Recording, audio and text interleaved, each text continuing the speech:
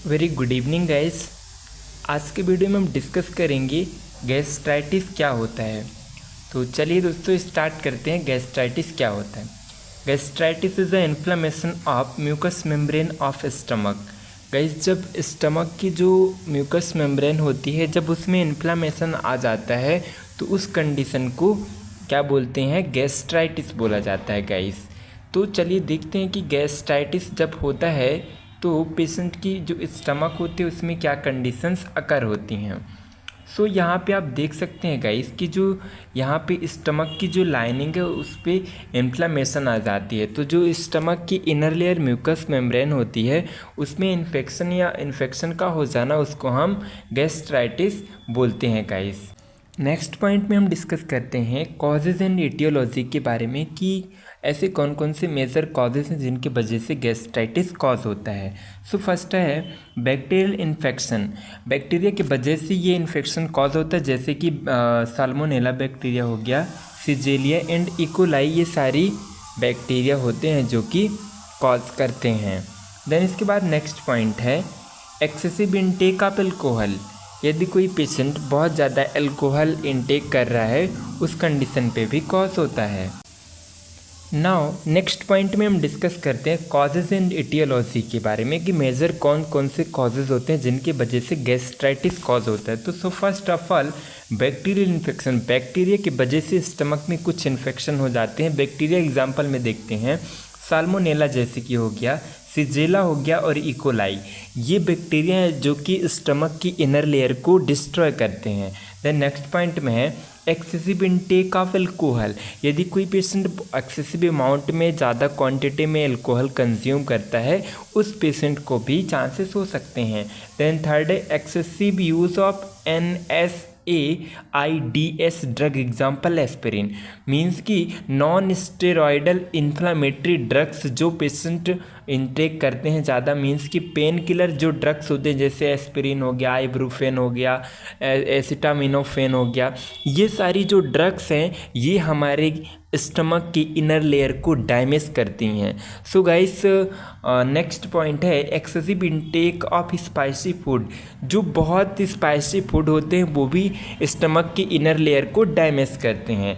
Then stress. यदि किसी patient को स्ट्रेस है गाइस तो वो पेशेंट का जो डाइजेशन है वो प्रॉपरली नहीं होगा, और जब डाइजेशन प्रॉपरली नहीं होगा तो पेशेंट को कॉन्स्टिपेशन कॉज होगा और धीरे धीरे पेशेंट को प्रॉब्लम्स क्रिएट हो सकती है गाइस।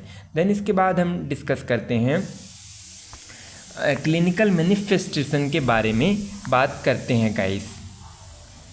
तो नेक्स्ट हम बात करते हैं क्लिनिकल मैनिफेस्टेशन की कौन कौन से साइन एंड सिम्टम्स देखने को पेशेंट को मिल सकते हैं guys. So first of all nausea and vomiting patient को देखने को मिलेगा, क्योंकि पेशेंट का जो प्रॉपरली डाइजेशन नहीं हो रहा है तो उसको नोजिया एंड वोमिटिंग कॉमन होगा। देन एब्डोमिनल डिस्कम्फर्ट देखने को मिलेगा। Then hiccup and bleeding. Hiccup patient को आ सकती है, और ब्लीडिंग कैसे कि जो इनर लेयर उसकी जो इनर लेयर होती है वो डैमेज हो जाती है, तो उसमें से जो पस तो नहीं मतलब कि ब्लीडिंग होगी, और वो ब्लीडिंग स्टूल पे देखने को मिलेगा।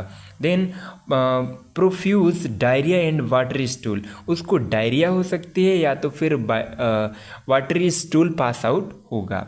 Then stool with blood. अभी हम लोग ने जैसे डिस्कस किया तो स्टूल में ब्लड भी देखने को पेशेंट को मिल सकता है गाइस।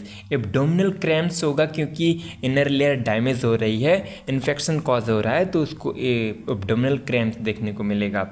वेट लॉस क्यों हो रहा है? क्योंकि गाइस उसके बॉडी में प्रॉपर मेटाबॉलिज्म नहीं हो रहा है, और जब मेटाबॉलिज्म नहीं होगा प्रोटीन का, कार्बोहाइड्रेट का, फैट का, तो बॉडी में जो न्यूट्रिएंट्स की डिफिशिएंसी होगी, इसलिए वेट लॉस भी होगा। Heart burn after eating. खाना खाने के बाद उसके पेट में जलन होगी गाइस। देन इसके बाद जो इपीगैस्ट्रिक रीजन होता है उसका, वो भी उसमें टेंडरनेस देखने को मिलेगा। देन इसके बाद डिहाइड्रेशन भी पेशेंट को देखने को मिलेगा, वाटर की कमी बॉडी में देखने को मिलेगा। देन हम नेक्स्ट पॉइंट के बारे में डिस्कस करते हैं।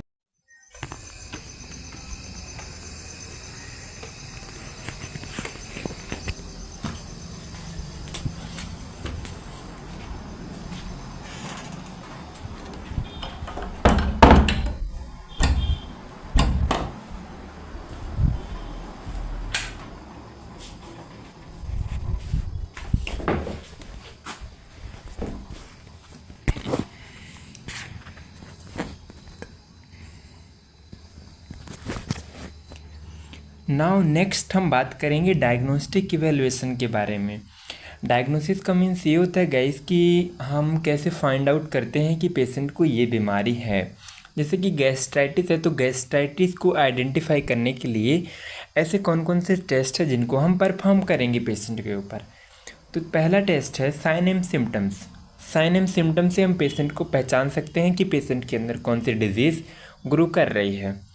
देन इसके बाद इंडोस्कोपी। इंडोस्कोपी करेंगे गाइस, इससे ये पता चलेगा कि पेशेंट के जो अल्सर्स हो रहे हैं या तो फिर उसमें जितने भी एबनॉर्मलिटीज़ हो रहे हैं वो शो हो जाते हैं और उससे फाइंड आउट होता है।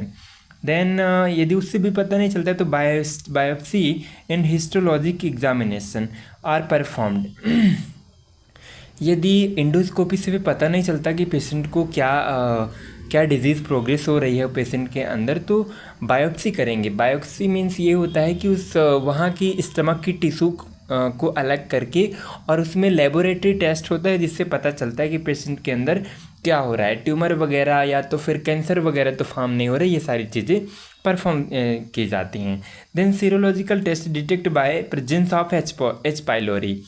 दोस्तों एच पाइलोरी एक वायरस होता है जो कि जिसको डिटेक्ट किया जाता है कि पेशेंट के यदि गैस्ट्रिक एसिड में एच पाइलोरी तो नहीं है, यदि वो होता है तो वो ग्रो करता है।